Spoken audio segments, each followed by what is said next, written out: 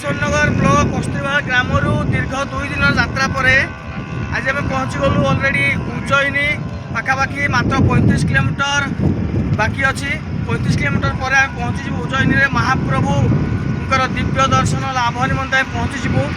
महाकाल दर्शन में आज जलाभिषेक करने बोलबम काउडिया भक्तर उत्साह। बर्तमान आम अच्छु उज्जयिनी जिला अमरावती अंचल 35 किलोमीटर बाकी यात्रा सका जोग निमंते व्यायाम करने काउडिया भक्त आज रोड पर किसी बाट चली चली जाऊँगी। जय भोले बाबा, जय महाकाल। महाकाल समस्त भक्तों मनस्कामना पूर्ण करंतु। जय भोले बाबा की जय।